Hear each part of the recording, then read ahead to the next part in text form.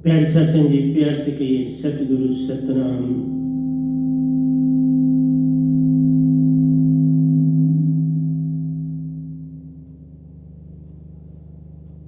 प्यारे सत्संग जी, प्यार से कहिए सतगुरु सतनाम सत साहिब जी। सतगुरु सतनाम सत साहिब जी। सतगुरु सतनाम सत साहिब जी।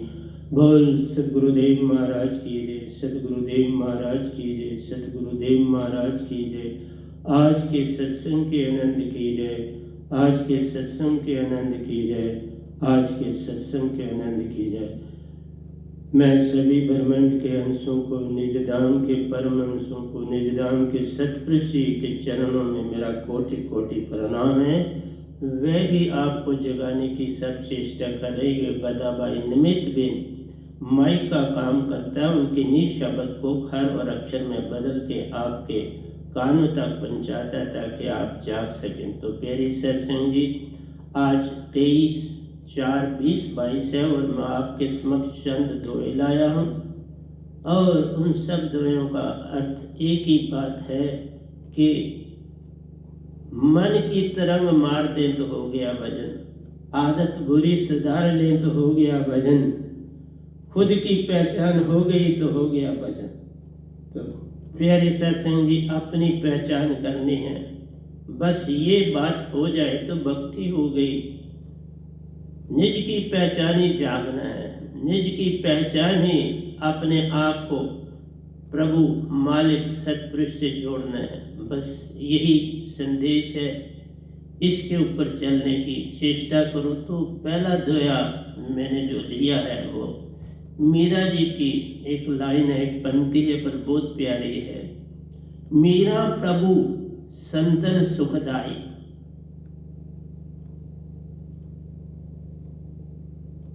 मीरा प्रभु संतन सुखदाई। मीरा कहती है, प्रभु आप सदा संतों पर कृपा करते हो जिससे वो सुख में ही रहते हैं। आपकी कृपा बरसती रहती है तो संत उस वृत्ति में, उस भरोसे पर आपके चरणों से जुड़े रहते हैं। आगे कहते हैं, भगत बच्छल गोपाला। भगत बच्छल गोपाला, ये श्री कृष्ण की जी की तरफ इशारा किया है उन्होंने। जब तक उन्होंने रविदास जी को अपना गुरु नहीं माना था, तब वो श्री कृष्ण भक्ति में लगी रहती थी और उसी से वो कहती हैं, भगत बच्छल गोपाला। जो भगत है बिना शर्त के, बिना किसी मांग के, बिना किसी चाह के जब तुम्हारी शरण में आता है तो आप उसका पूरा पूरा ध्यान देते हो, उसकी हर तरह से रक्षा करते हो, उसको हर तरह से रास्ता दिखाते हो।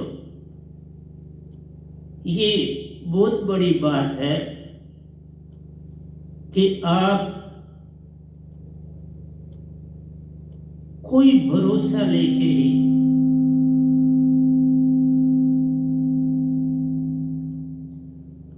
किसी भरोसे पर ही आप चलते हैं और आगे भक्ति के बढ़ते हैं, क्योंकि रब ते साडे कोल वख नहीं पर वेखण वाली अख ने।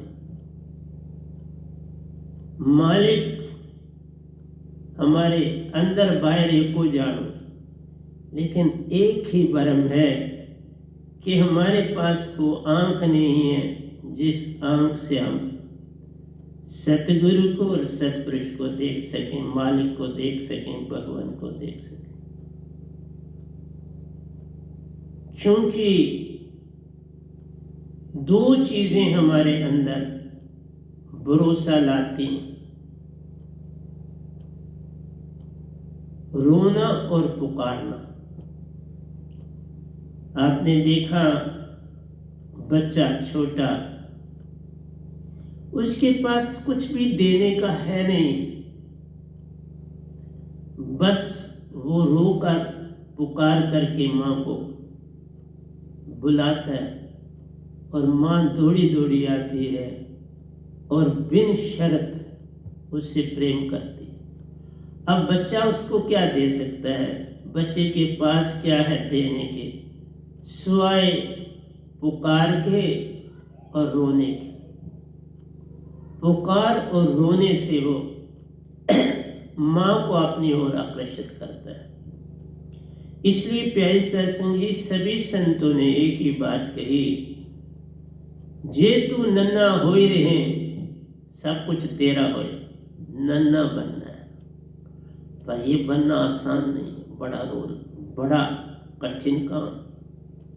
क्योंकि हम जरा होश संभालते हैं तो हमारा ध्यान हमारे पास क्या है उसकी तरफ जाता है। मेरे पेरेंट्स के पास क्या है, मेरे पास क्या है, हमको दुनिया कैसे जानती है, कैसे नहीं जानती है, आदि आदि। तो बच्चे के पास कुछ भी नहीं देने को, सिवाय रोने और पुकारने से। आंसू बहाना आ गया तो हो गया भजन, आंसू बहाना आ गया तो हो गया भजन। जिसने आंसू को अपनी माला बना लिया वो भगत बन जाता है। बाकी आशा तृष्णा सब घट व्यापक, कोई मैल न सुनो, उनकी बात क्या करनी है। लेकिन इतना सा है,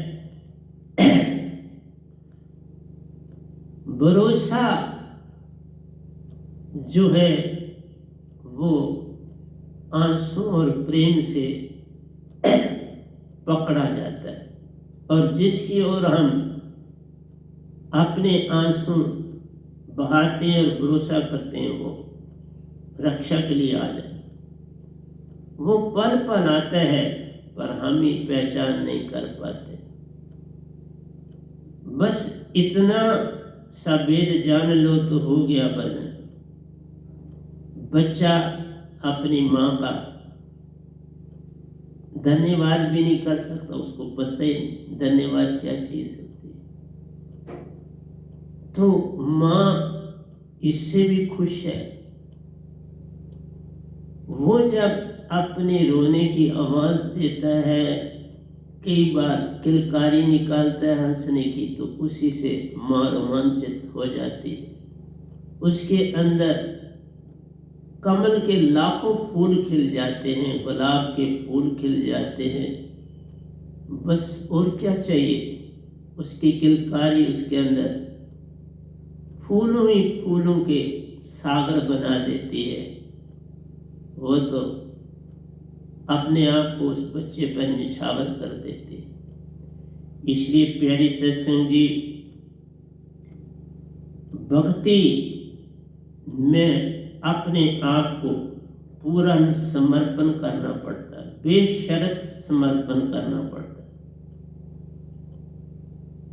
धन्यवाद की भी कोई आवश्यकता नहीं होती, पर एक ही बात है, ये सीधे काम नहीं होता। भक्ति में सीधे काम नहीं होता। जैसे बच्चा भी रोता है तो माँ दौड़ी होती है, नहीं तो जब तक रोता नहीं पता है या सोया अपना खेल रहा है, ठीक। जो ही रोया किलकारी निकाली तो बस वो भागी हुई पहुंचती है। इसी तरह मेरी प्यारी सत्संग जी, बिन शर्त, बिना शर्त के प्रेम करो,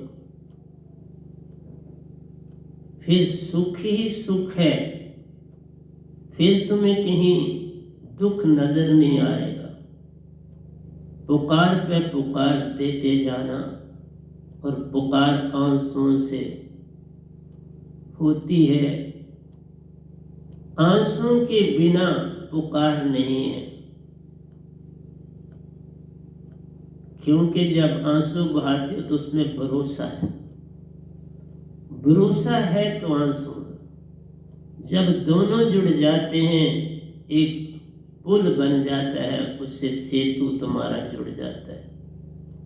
जिसको भी तुम याद करते हो उसके साथ तुम्हारा सेतु जुड़ जाता है। इसलिए प्यारे सत्संग जी, मीरा ने बहुत कुछ पाया अपने जीवन, कृष्ण भगवान से अपनी प्रीत जोड़ी तो उन्होंने सतगुरु से मिलवाया, देखा कोई खाली नहीं जाता। लेकिन बड़ी अडंबना संसार में है कि संसार कहता है कि मीरा जो थी कृष्ण भगवान की मंदिर में मूर्ति में समा गई।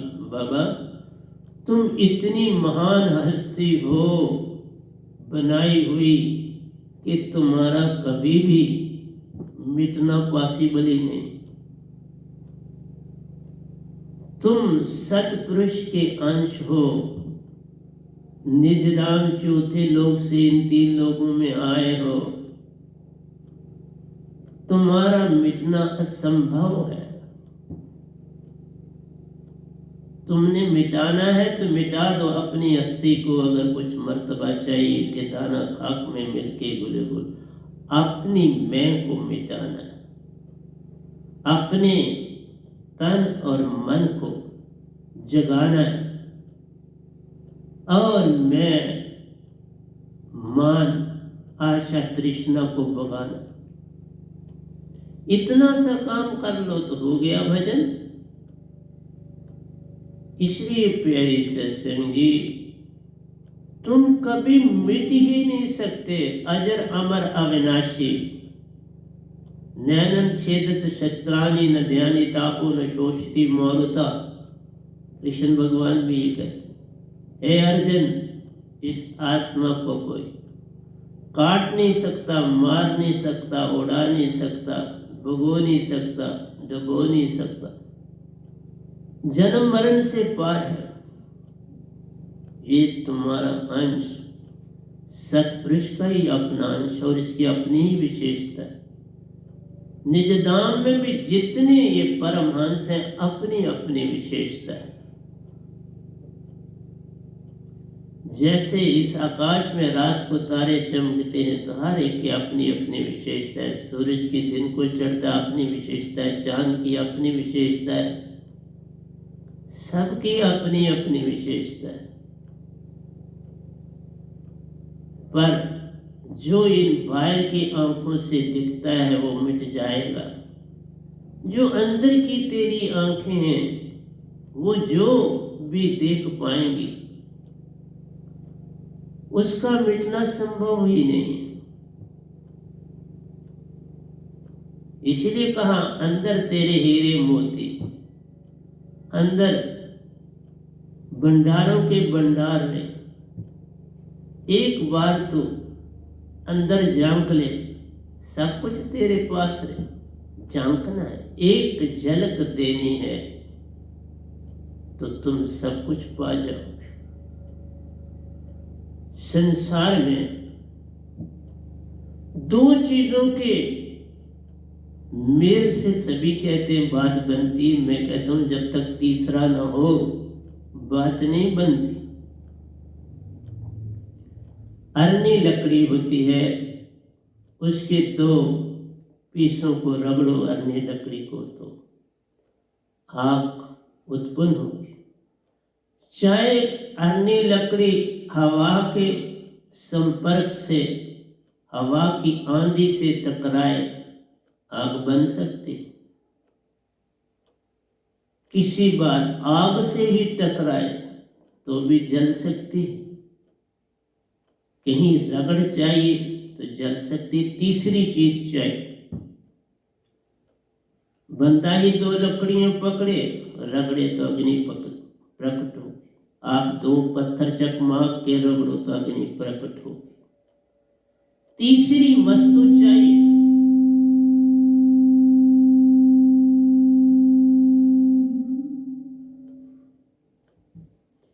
इसलिए सारे संसार में बहुत से लोग दो की बात करते हैं।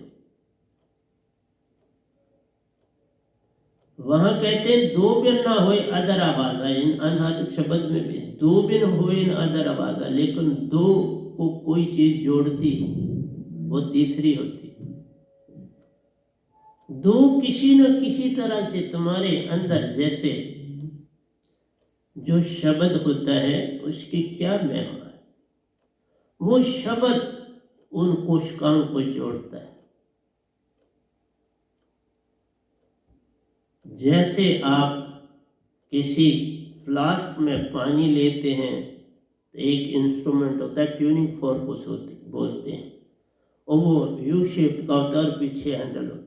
उसको हम हैमर से स्ट्राइक करते हैं ताकि उसकी जो प्रांग्स होते हैं, जो हिस्से होते हैं, वो वाइब्रेट करें और एयर को नीचे फेंकें उसके अंदर, तो फिर साउंड बनती, ध्वनि बनती।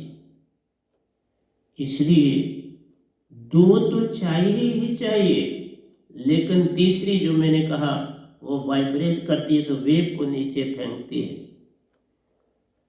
ट्यूनिंग फोर्क था, नीचे पानी था, फ्लास्क थी जिसमें पानी है, लेकिन उसमें साउंड पैदा करने के लिए हमने एयर को वाइब्रेट करवाया जो उसके साथ स्ट्राइक करी, और जब इस गांग से वापस आके मिली तो दोनों के जोड़ से फिर साउंड बनी। मैं ये बात बड़ी बारीकी से आपको समझा रहा हूँ। इसमें मैं आपको गुरु और सतगुरु की महिमा बता रहा हूँ। बहुत से संसार में जिनके अब नाम है काफी, आप जीसस क्राइस्ट को ले लो, बुद्ध को ले लो, महावीर जी को ले लो, हजरत मोहम्मद साहब को ले लो, ओशो को ले लो, गायत्री जी को ले लो, प्यारी सत्संग जी, मैक्सिमम में बात यही आती है कि आप जब सीधे मालिक से सरबंध जोड़ते हो, वो सरबंध जुड़ता नहीं। कैसे? आपने वेव्स फेंकी, पहले तो वहां तक पहुंचेगी ही नहीं, लेकिन कभी कभार पहुंच गई, वो वापस आएगी तुम्हारे पास, तुम्हें झलक मिलेगी और तुम झलक से कह लेते हो मुझे सब कुछ मिल गया। यही तो घटना मीरा के साथ हुई। जब मीरा नाचती थी कृष्ण भगवान के लिए तो वो भी प्रकट हो जाते थे, वो भी नाचते थे साथ। यहां तक कि जब वो गोलोक में पहुंची, मैंने बताई है लेकिन थोड़ी सी रिपीट करूंगा। गोलोक में पहुंची तो कृष्ण भगवान ने कहा मेरा तो गोलोक में अभी नहीं रह सकता। मैं इसलिए बता रहा हूं कि कोई समा नहीं सकता, यही तो अंधविश्वास है। तुम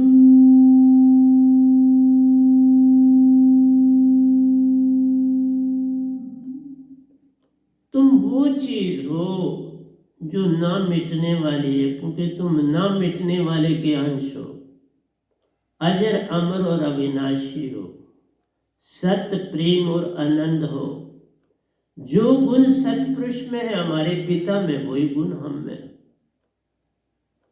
जो गुण आपके अंदर मन के हैं वही इस भगवान के गुण हैं।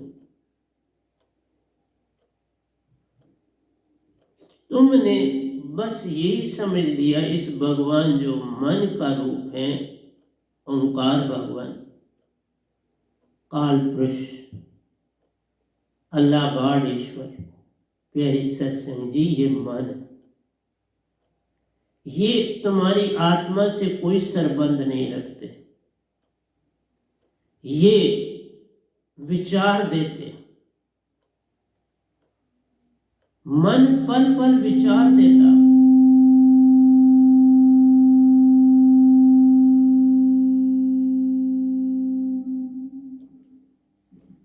मन पल पल आपको विचार देता है और विचार आपको किस तरफ ले जाता है?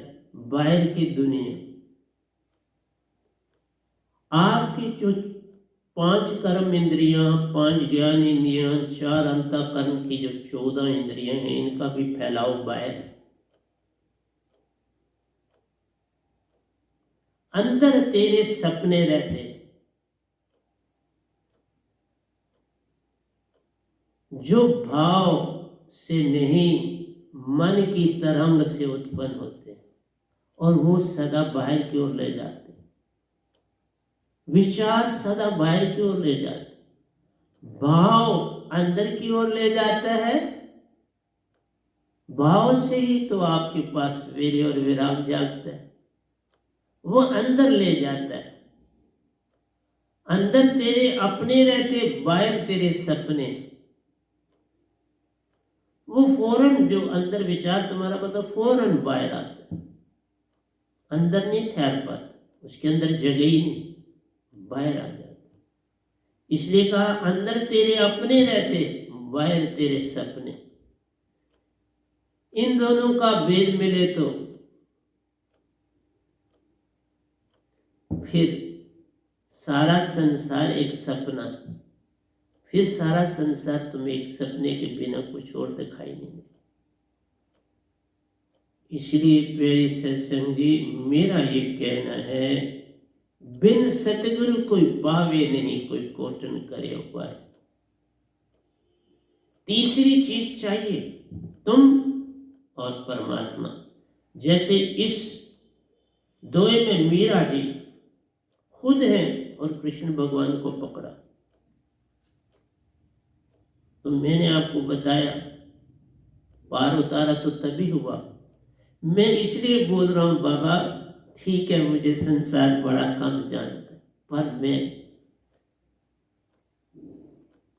वो जानता हूं जो ब्रह्मांड में कोई नहीं जानता। ये गधा भाई है जिसके ऊपर अपार कृपा सबकी है। ना मैं कहता हूं कि देवी देवताओं की कृपा नहीं, अपार। ना मैं कहता आदि शक्ति की कृपा नहीं, अपार। 3 देवताओं की कृपा अपार, ओंकार भगवान की कृपा अपार। क्यों? हर एक अपना अपना काम कर और मैं जानता हूं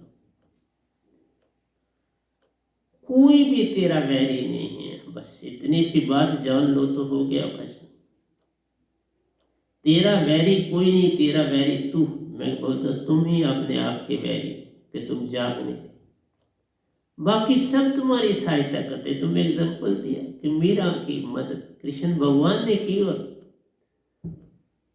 रविदास जी को वहां जहां वो पहुंची मुल्तान में, वहां रविदास जी पानी पीने के लिए आ गए। वहां कमाली भी थी। मेरा कहना है तीसरा चाहिए।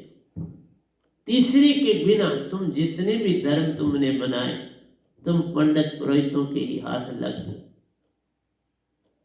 वो तीसरा नहीं है, पंडित पुरोहित तीसरा नहीं। जहां तुम संकल्प लेते हो, संकल्प सदा मन से होता है। पंडित पुरोहित तुम्हें कहते हैं संकल्प करो कि मैं जुआ नहीं खेलूंगा, संकल्प करो मैं। तुम कौन होते हो? जब तक तुम अपने आप को नहीं जगाओगे ये चीजें कैसे जाएंगी? ये अपने आप जाएंगी। ये काम यत्न से न होए, सतगुरु कृपा पावे कोई। यत्न से न तुम मोक्ष पा सकते हो, यत्न से न तो कोई अपनी आदत बदल सकते हो, न संकल्प से बदल सकते हो, न व्रत लेने से तुम बदल सकते हो। बदलोगे तभी जब तुम अंदर मुखी हो जाओ। बाहर मुखी होके तो कुछ नहीं बदला जा सकता। इसलिए मैं आपके लिए कोई चीज पहले सामने रखता हूं, गुरु और सतगुरु में।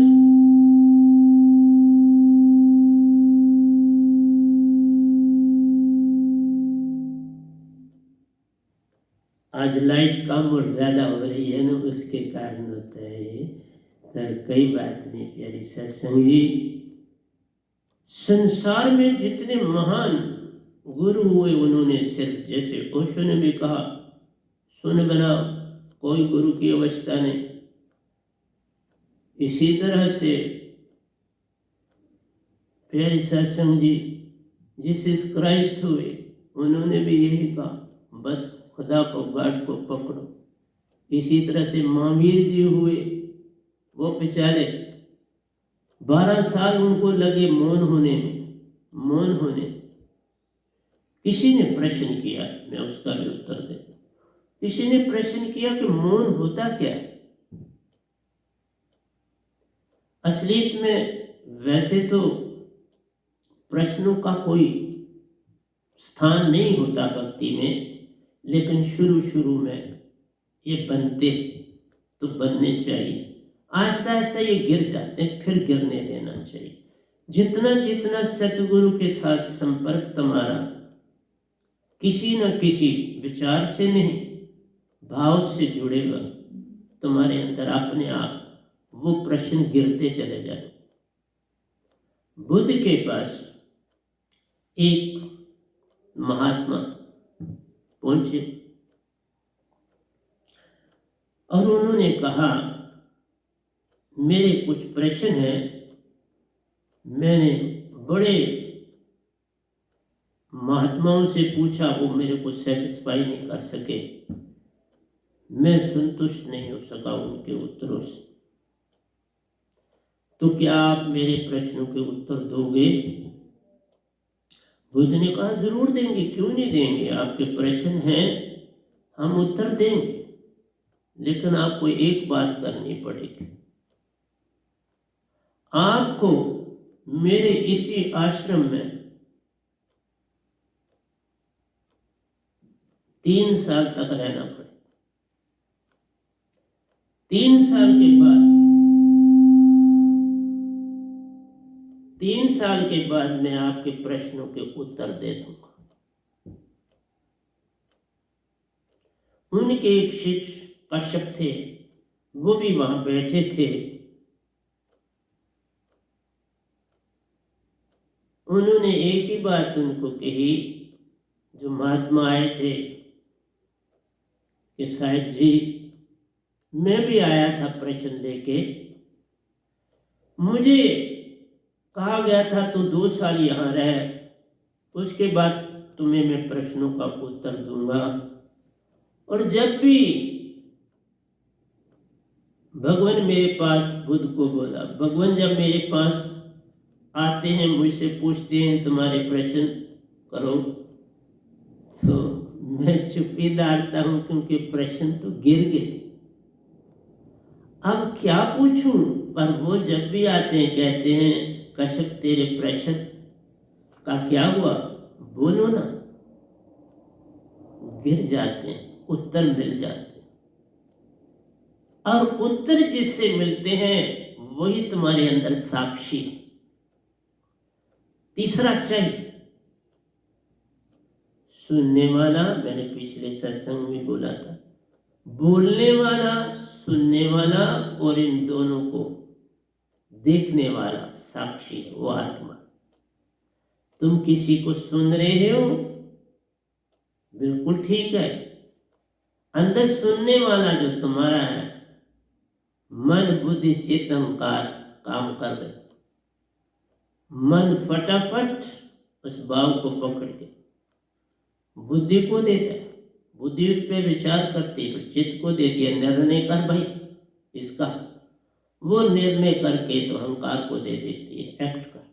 जब निर्णय कुछ नहीं बनता तो अहंकार को कुछ नहीं मिलता, तो फिर आप क्या हो जाते हो, मन ने अपना काम किया, बुद्धि ने अपना काम किया, चित्त ने अपना काम किया, लेकिन चित्त आगे कुछ कहता ही नहीं, वो कोई निर्णय नहीं ले पाता, क्या कर, अच्छा कर, चुप भी वो वही दबा देता है, अहंकार के पास पहुंचता है, तो आपके विचार गिर जाते। इसलिए पहली तो ये चीज देखनी है कि आपके अंदर जो मैं संगत वालों को बोलते हैं जो आगे भी काफ़ी निकले हुए हैं, लेकिन अभी बड़ी खामियां, बड़ी, कैसे अभी आपके अंदर प्रश्न बनते हैं। वेट करते जाना चाहिए। मैं सत्संग दे रहा हूँ, अभी भी हफ्ते में 4 सत्संग दे रहा हूँ, चाहे 2 बार बोल रहा हूँ, 2 सत्संग दे रहा हूँ, 4 दे रहा हूँ, और तकरीबन 1-1 घंटे का दे रहा हूँ। और कुछ लोग मुझे कहते थे, मुझे एक बात वही याद आई, मुझे किसी ने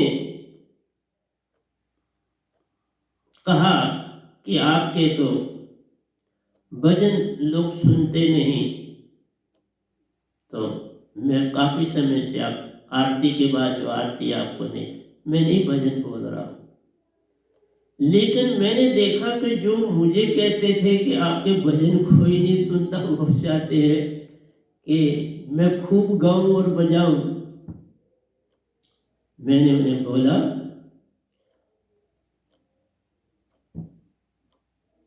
आप खूब गाओ और बजाओ, पर अपनी लिखी हुई, मेरी नहीं। तुम YouTube में अपनी चैनल चलाओ, कोई रोक नहीं, पर गुरु का कुछ नहीं लेना, अपना जो कुछ है शुरू करो। मैं किसी को नहीं रोकता, आपके पास गुण है, उसके लिए तुम्हें खुद ही यत्न करना पड़ेगा। एक विचारक हैं, एक गाने वाले, दोनों आपस में मिलके एक गाने वाला बन जाए, एक विचारक बन जाए, मुझे कोई इतराज नहीं, परंतु मेरे से फिर कोई रिश्ता नाता रास्ता नहीं है। मैं दूसरी बात बता दूं,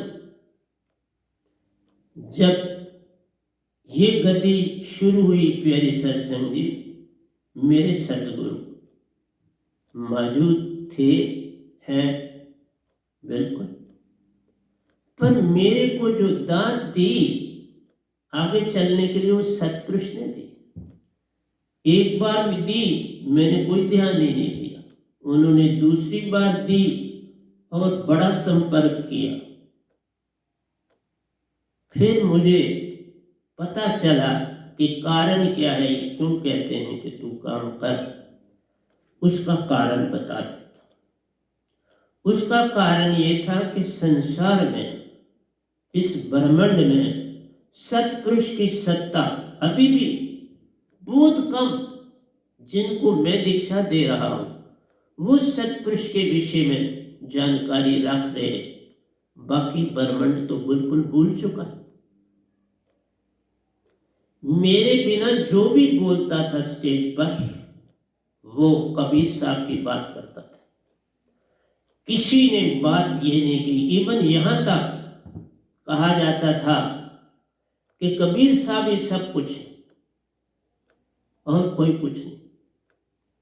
जब ऐसी घटनाएं इस संसार में घटने लगी, तब सतपुरुष ने मुझे चुना। मैं चुना गया हूं, मैं ऐसे नहीं बोल रहा हूं। मैं एक शब्द भी जो आपको राम बोलूं तो मैं कहता हूं इसी समय मैं भस्म हो जाऊं। मैं भस्म हुआ हूं, मैं तो मुर्दा हूं, काम कर रहा हूं, अकेला रहता हूं, अपने योग में ध्यान देता हूं। अब मैं किसी से मिलता जुलता नहीं। हाँ, टेलीफोन पे आप बात करता हूँ, लेकिन आप बता दूं, आप जिसने भी मुझसे बात करनी है सीधी नहीं कर सकता। पहले वो जो भी बात है प्रेसिडेंट से बात करे, वो मुझे संदेशा दे दें। अब डायरेक्ट बंद है, कोई भी मुझे डायरेक्ट बात मेरे से नहीं कर सकता, चाहे कितना प्रॉब्लम। पहले प्रेसिडेंट को करो, फिर मुझे मैसेज मिलेगा, मैं उसी को मैसेज दे दूंगा, आगे आपको मैसेज मिल जाएगा। अब डायरेक्ट टू डायरेक्ट कांटेक्ट नहीं होगा।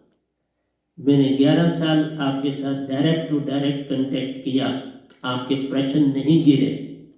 वो वही कारण होता है कि आपके अंदर सतगुरु के प्रति श्रद्धा नहीं उत्पन्न हो सकी। इसलिए मैं किसी भी से भी, आप सत्संग में खासकर मेल मेल किसी से भी मैं डायरेक्ट बात नहीं करूँगा, क्योंकि ये सारा जो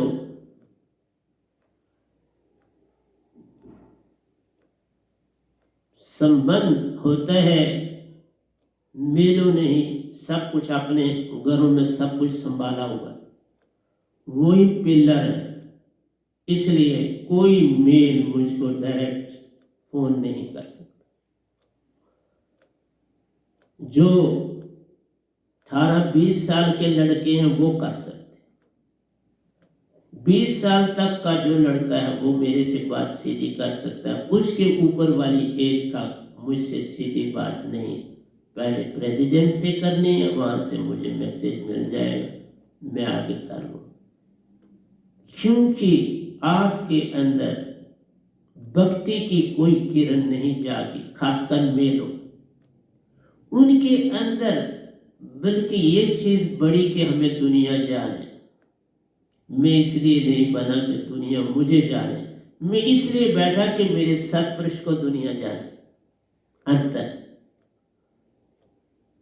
और जब से मुझे ये कहा गया है कि भाई आपके भजन कोई सुनता नहीं, तो मैंने आहिस्ता आहिस्ता चुप कर बंद कर दी।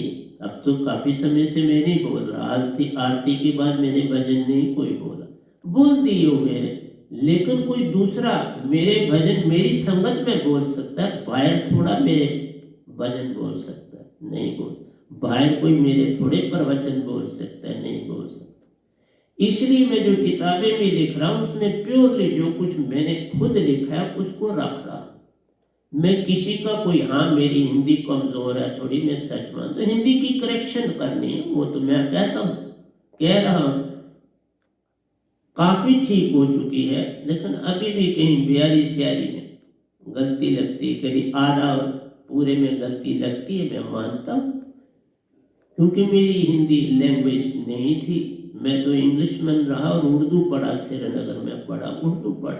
अब उर्दू तो इतना कोई ज़्यादा लोग जानते नहीं, तो इसलिए मैं हिंदी में ही जो कोई ग्रंथ लिख रहा हूँ, लेकिन जो लिख रहा हूँ वो लोगों के लिए सफिशिएंट है। मुझे किसी दूसरे की उधारी चीज़ क्यों डालूँ? मैं नहीं डालूंगा, नहीं डालता, एक शब्द भी नहीं डालूंगा किसी अपनी पुस्तक में। मैं धड़ाधड़ लिख रहा हूँ, अभी भी जो ये आखिरी ग्रंथ लिख रहा हूँ ये खुद ही लिख रहा हूँ, और इसका हाथों से ही लिखा हुआ मैं आप तक पहुँचाऊँगा। जितने मेरे श्वास होंगे उसको, नहीं तो बड़े साहब जी वो इसको, जब वो तो हिंदी जानते हैं, वो अपने हाथों से लिख लें। इसलिए बोला प्यारी सत्संग जी कि अब मैं 120 साल से ऊपर वाले किसी मेल से डायरेक्ट बात नहीं करूँगा, वो इनडायरेक्ट टाइम लेके फिर मैं उससे डायरेक्ट खुद फोन कर लूँ, मुझे कोई हिच नहीं। लेकिन इससे क्या होता है कि जब अभी आप जागे ही नहीं तो मैं ऐसे प्रश्नों के उत्तर क्या देता नहीं। तो इसलिए सतपुरुष ने मुझे चुना कि सतपुरुष की सत्ता खतरे में थी, तो उसके लिए कोई ना कोई नहीं। मैंने बोला कि मैंने 55.5 साल निरंकार की भक्ति की और मैं महायोगेश्वर था। जब मुझे ये दात मिली तो मैं सब लोक लोकांतरों की यात्राएं करता था। एट ए टाइम 5 लोगों की मैं यात्रा भी करता रहा। शुरू में 1 की, फिर 2 की, फिर 3 की, फिर एकदम 5 की हुई। उसी में बोलते हैं विहंगम चाल। आज अगर मुझे मिलेगा जितना समय, तो मैं आ रहा हूँ कि विहंगम चाल में आप क्या होते हो, आपकी अवस्था कैसी होती है। हाँ, मेरे विरोध में कोई भी नहीं, मेरी संगत में सब बड़े प्यारे हैं, सब बिल्कुल आज्ञाकारी हैं, उसमें कोई शिकायत नहीं। लेकिन अभी कुछ बात ऐसी होती है जिससे कि थोड़ा सा अंदर में जगह पूरी खाली नहीं हो पाती। इसलिए बोला कि हमें अंदर खाली करना है शांत होने के लिए। शांति सिर्फ ये कह देना कि मैं शांत हो गया, नहीं। शांति का अभी बड़ा मीनिंग है। शांति क्या है? कोई भी मन का विचार न पकड़ो, तब बात बने। ऐसी अवस्था तो राम जी ने भी नहीं लाई, ऐसी अवस्था तो लक्ष्मण ने भी नहीं लाई, ऐसी अवस्था कुछ कुछ भरत ने लाई। कभी बोलूंगा तो बताओ, भरत ने ऐसी अवस्था लाई, क्योंकि जब कभी उनको कोई संदेश राज का दिया जाता था, क्योंकि वो जंगल में ही भक्ति ही करते थे और वो राज पाठ वहाँ राम जी की खड़ा में रखी थी, उनके द्वारा चलता था। तो वो जब कोई संदेश उनको मिलता था तो वो अवाक हो जाते थे कि क्या संदेश है, क्योंकि विचार करने में उनको बाधा बनती थी। वो विचार उनको खो चुके थे, सुरतिवान हो चुके थे, लेकिन सुरति तब तक नहीं जगती जब तक पूर्ण सतगुरु न मिले। इसलिए एक काल युग में लोग बड़े भाग्यशाली हैं। मैं तो ये कहूंगा कि इस युग में इस गधे भाई को पूरी तरह से दांत दे के, सब कुछ दे के, लैस करके भेजा सतपुरुष ने धरती। और मैं सतपुरुष की जानकारी नहीं रखता, और सतपुरुष ही मेरे साथ खेले हैं, जैसे माँ बच्चे के साथ खेलती है, जैसे माँ बच्चे की पुकार पे पुकार सुनती है, जो अभी मैंने आपको बताया। भरोसा और आंसू, बस इन दो चीजों ने मुझे अपने आप को सतपुरुष के पास पहुंचा दिया। फिर उनका वर्णन तो किया नहीं जा सकता, उनके बारे में तुम्हें क्या जानकारी दूं। आरती जो मैंने नहीं लिखी है, सारा सफरनामा है, सारे का सारा सफर है निजधाम का, जो तुम भी कर सकते। अगर मैंने किया तो तुम भी कर सकते, लेकिन उस समय जब आपके प्रश्न छूट जाए, उसके बाद शुरुआत होती है। प्रश्न छूटने के बाद शुरुआत होती है, वो बड़ा टाइम लगता। तभी बुद्ध ने कश्यप को कहा तो 2 साल इंतजार कर। ये जो महात्मा पहुंचे, इनको कहा 3 साल रहो, तो फिर तुम्हारे प्रश्नों के उत्तर मिल जाए। उसने कहा हाँ मैं ठहरूं। तो कश्यप ने उसे कहा तुम्हारे पास एक भी प्रश्न नहीं रहेगा जब 3 साल हो जाए। इसलिए संगत करनी पड़ती है, संगत से सब कुछ ढह जाता है। मेरे पास सब कुछ ढह गया, ना किसी पैसे की, ना किसी दौलत की, ना किसी रिश्ते नाते, सब गिरा दिए। और अब ये भी गिरा दिया कि कोई मेल 20 साल से ऊपर वाला कोई मुझे फोन नहीं कर सकता, मेल से। क्योंकि भक्ति बनी, मेरे को जहां तक पता है, मेल लोग खामखा ज्यादा आगे आ जाते हैं भक्ति फीमेल के, लेकिन हाँ उनमें रिजिडपन बहुत है, उनको तोड़ना बड़ा कठिन है। लेकिन जो एक जगह से टूट के दूसरी जगह जुड़ती है फीमेल, उसका कोई मुकाबला, मेल नहीं जुड़ सकता। पता नहीं क्या कारण है, यही क्या उसके अंदर विचार बहुत बनते हैं, उसको घर का सारा कुछ चलाना होता है, होशियारी चालाकी वो छोड़ नहीं सकता, होशियारी चालाकी उसका बंधन बन जाती है। तो इसलिए कहा हमें कोई धन्यवाद भी किसी का नहीं चाहिए होता, कुछ नहीं चाहिए। एक ही चीज सीख लो तो हो गया भजन, 2 आंसू बहाना आ गया तो हो गया भजन, अंदर की एक पुकार जग गई तो हो गया भजन। जैसे बाबा नानक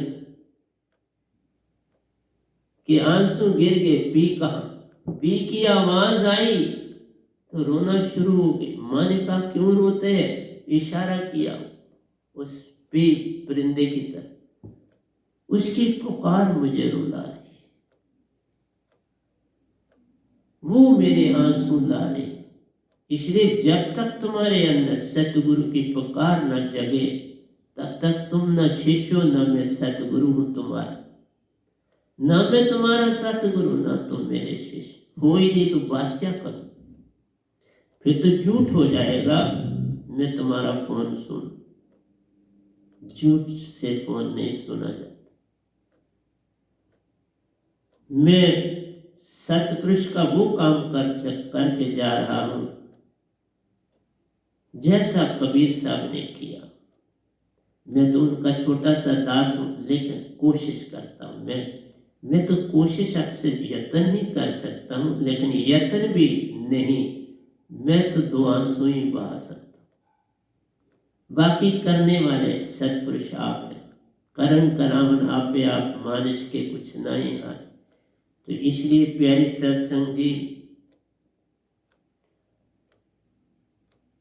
भगत बच्छल गोपाला, भगत को बस भरोसा करना है और आंसू बहाना, और उसी में सब कुछ पाना है अगर भगत बनना, और कोई रास्ता नहीं।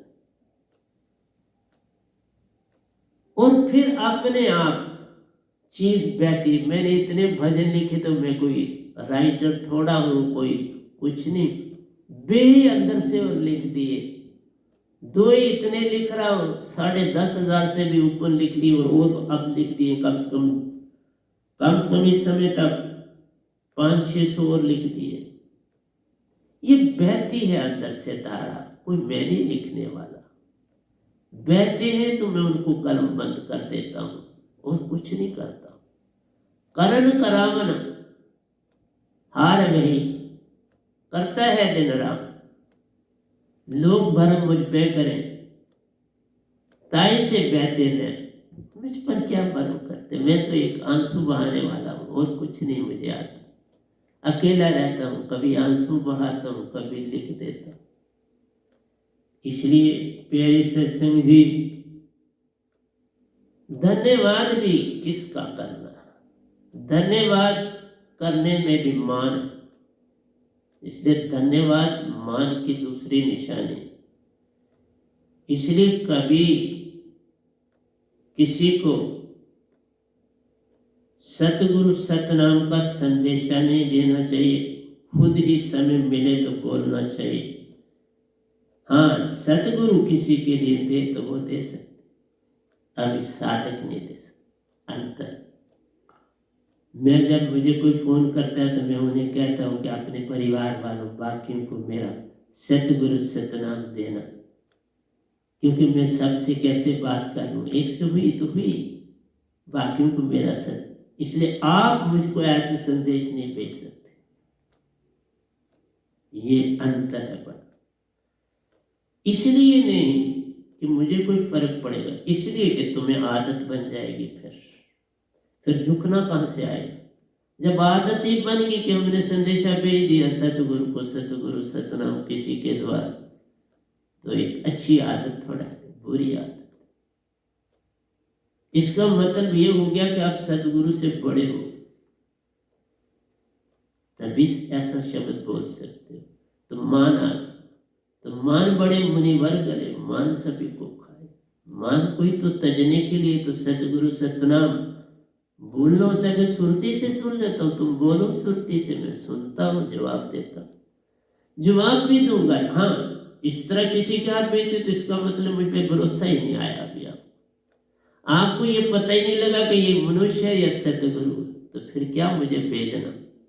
अगर यही बात नहीं पता चल सकी कि मैं सुरती से सब कुछ जान लेता हूँ, और जो आगे निकले वो तो ये बात मानने के लिए तैयार ही नहीं होती, तो अच्छी बात। जैसा तुम्हारे अंदर भाव बने उसी को संभाल, कौन रोकता है? लेकिन पार उतरने का ये रास्ता नहीं। तो मैं चलता हूँ सही दोयों की दुनिया में। मैं अभी काव्य है, पिछला मैंने काव्य आपको 20 तारीख को बोला था, उससे आगे चल रहा हूँ। ध्यानी सूफी संत हैं, कहते ध्यान ही सब धर्मों का सार है। सूफी संत आपको पता है 5-5 घंटे नाच लेते, ध्यान में गए और नाच रहे हैं। पर आप नाच भी रहे हो और ध्यान में भी जा रहे हो, तो ये 2 बातें थोड़ी सी कठिन होती हैं, पर मैं उसमें नहीं जाना चाहता। चलो, हो रही हैं तो उन्हें दो। तो यही सूफी संत भी कहते हैं और भी कहते हैं कि भाई ध्यान ही सब धर्मों का सार। ध्यान सिर्फ करोगे तो ये इसमें मन मौजूद, मैंने पहले भी बोला है, तुरीय अवस्था में जाते हो तो 25% मन आपके साथ है, 75% आप आत्मिक।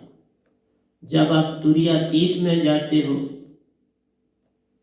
तुरीयातीत में 3 देवता भी तुरीयातीत अवस्था में रहते हैं, शिव, महेश्वर, ब्रह्मा, और 7 जो योगेश्वर हुए वो भी उन्हीं अवस्था में रहते हैं, ये 10, और 11वां ये बंदा भी था लेकिन अब आगे चला गया। इसलिए विष्णु के ही अवतार थे कृष्ण भगवान, तो उनकी अवस्था भी जो है रंकार शब्द और शास्त्र का सफर कर लेते हैं, पर मन साथ मीन और पपील चाल पा लेते हैं, लोक लोकांतर में वो भी जा सकते हैं। लेकिन आपको पता होना चाहिए कि गोरखनाथ और शिव जी की आपस में गोष्ठी हुई है और शिव जी गोरख से ध्यान की विधि में पीछे रहे। गोरखनाथ की आंखों में इतना तेज था कि कोई उनसे आंख मिला नहीं सकता। इसी तरह शिव जी का भी जो तीसरा नेत्र है जहाँ ध्यान करते हैं, ये गोरखनाथ यही ध्यान करते थे। तो इस विधि से प्यारी सत्संग जी बहुत अंदर रोशनी दिखती इस तीसरे तीर से। तो शिव जी में भी ये उठती है और गोरखनाथ में, लेकिन जब गोष्ठी हुई तो गोरखनाथ जी आगे निकल। इसलिए इन 3 देवताओं में कैसे आत्मा ने समाना है, ये बड़ी विचित्र बात कोई बोल देता है कि बाबा के मीरा कृष्ण की मूर्ति में समा गई, जहाँ वह आखिरी बार उस मंदिर में पहुंची जिसमें फीमेल को दाखिल नहीं होने देना होता था, और वहाँ वो अंदर गई। पंडित लाख करके भी वो उसको नहीं रोक सके, तो वहाँ उनका कहना है नहीं। उसके बाद तो वो रविदास जी की शिष्य बने। इसलिए प्यारी सत्संग जी, और वो निज धाम में है, मैं उनके हाथों से अमृत पी के आया, कोई झूठ नहीं बोलता। तो ये मैंने पहले भी दृष्टांत सुनाया है, तो आप इसलिए तुम्हारे किसी की भी, मीरा की बात छोड़ो, तुम जो भी इस धरती पर जीव हो, तुम कभी भी ना मिटने वाले हो। एक दिन तुम्हें अपने परम पिता से मिलना ही मिलना। यहाँ आए थे खेल खेलने, भूले अपनी चाल, ताई से बेहाल रे प्यारे, ताई से बेहाल। अपनी चाल को पालो तो वापस घर जा सकते हो, तुम्हारे अपने हाथ में। अब मैं पहुंचा निज घर अपने, फिर ड्यूटी भी लग गई और ड्यूटी दे रहा। इसलिए मैं बार बार आपसे यही कहता हूं कि प्यारी सत्संग जी, जागो। ध्यान ही, सूफी संत कहते ध्यान ही सब धर्मों का सार है। सब ध्यान पे बात करते, हम ध्यान की बात, ये ध्यान भी मन के कारण।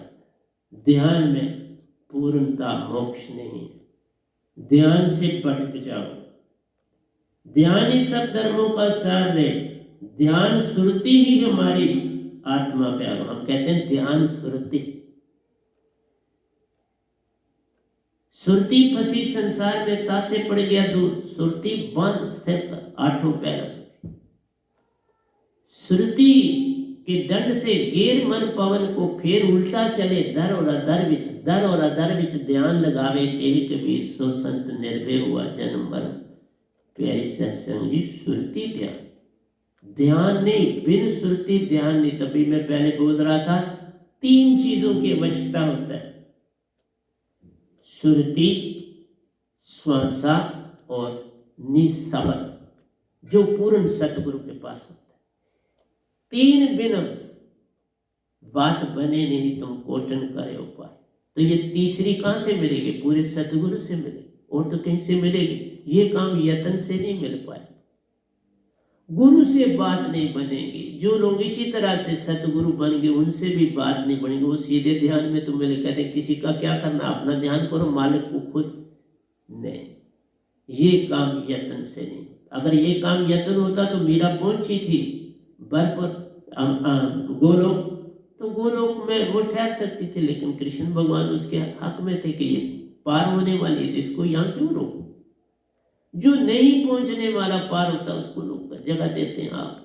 पर जहां पता है पार होना है, मेरे को निरंकार ने सारी लोकांतर दिखाए, अपना लोक भी दिखाए, मुझे किसी में कोई रुचि नहीं हुई।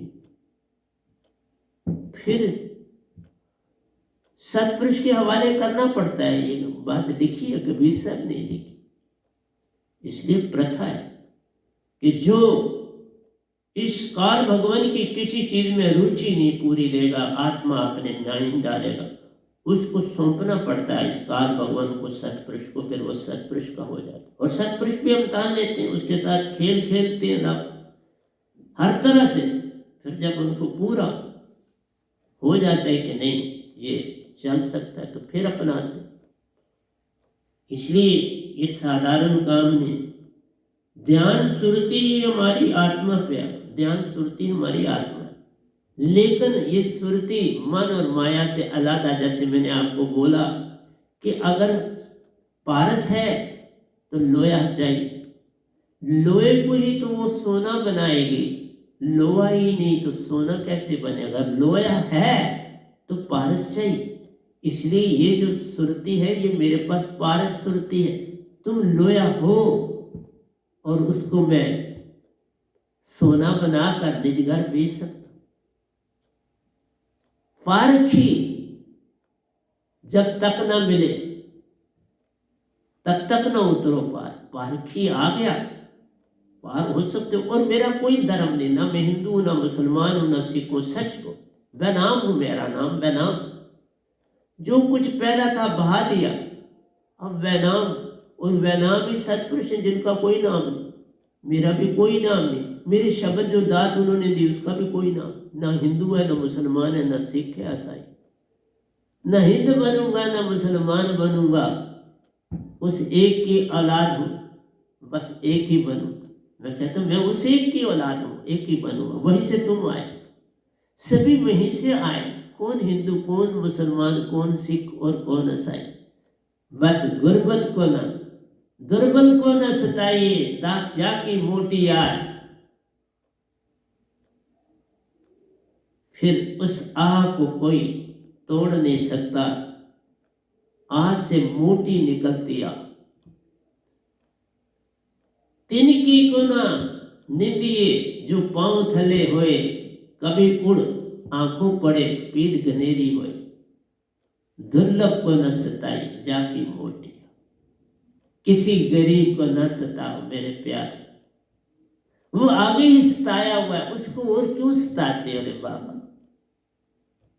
कहां तुमने अपनी आत्मा छोड़ दी? मैं रोता हूं जब कभी ऐसी खबर सुनता हूं। बड़ी तकलीफ होती है प्यारी सत्संग, जो बहुत तकलीफ होती है। क्यों ऐसा करते हो मेरे प्यार? तुम तो हीरे मोती हो, तुम आप अमर अजर और अविनाशी हो, तो अविनाशी को क्यों तंग किया जाता है? क्यों रातों रात किसी का घर उजाड़ देते हो? क्यों रातों रात बच्चों को लावारिस असहाय छोड़ देते हो? मैंने ये जीवन देखा है, तब कहता हूं बड़ा भयानक जीवन मैंने देखा। थोड़ा पीरियड नहीं देखा साहब जी, 24 साल अपने जीवन के देखे ये जीवन। इसलिए मैं हाथ जोड़ के सब ब्रह्मांड के निवासियों को यही कहता हूं, बाबा कुत्ते बिल्ले को भी ना सताओ, कुछ उसे खाने के लिए दे सकते हो तो दो। मनुष्य तो बड़ा कीमती धरती पर आता है। मानस जन्म दुर्लभ है, होवत न बारंबार, जो फल पाके बोवे गिरे बहु न लागे। एक क़यामत 8 अरब 64 करोड़ साल में सिर्फ 7 बार मनुष्य तन मिलता है इंसान, और उसको भी क्यों सताते हो रे बाप। मदद करो जितनी कर सकते, छोड़ो इन चक्रों को, मेरे क्या बनना है, तन तो तजना है। आज एक दिन ऐसा आएगा जब माटी में सब मिल जाए, ये धरती भी फिर पानी बन जाएगी। और समय नजदीक आ रहा है, पॉल्यूशन बढ़ गई, मौसम चेंज हो रहे, उनकी तरफ देखो। पर क्या बताऊं कि इंसान कितना जंगली हो चुका है, कोई किसी की सुनता है। इसलिए प्यारे सत्संग जी, ध्यान सुरती ही हमारी आत्मा प्यारो। तभी मैंने कहा लोया तो पारस चाहिए, इसी तरह से तुम आत्मा हो। आत्मा और परमात्मा के बीच में सतगुरु चाहिए जो दोनों को जोड़े। जोड़ उसके पास है, अमृत उसके पास है, वो पारस सुरती सतगुरु के पास है। उस पारस सुरती से तुम चेतन होगे तो अपने मालिक से मिलो। ये यत्न से मत, ये सारा जो कुछ कह गए ना, बुद्ध, महावीर, ओशो, दायत्रे, युगे, वेद व्यास, गोरखनाथ, जितने सारे प्यारे सत्संग जी बरमा गया, वो सीमा योगेश्वर तक की है। 3 देवता भी योगेश्वर, पर उसमें भी तुम 90% आत्मा हो, 10% मन। जिस तरह से ये जो शून्य है ना, 90% शून्य है, 10% ही लाइट। ये सूरज की जो लाइट है, जितने भी सूरज, वो 10%, शून्य 90% है और लाइट 10% है। इतना फैला हुआ है ब्रह्मांड। इसी तरह से तुरीयातीत अवस्था में तुम 90% आत्मिक हो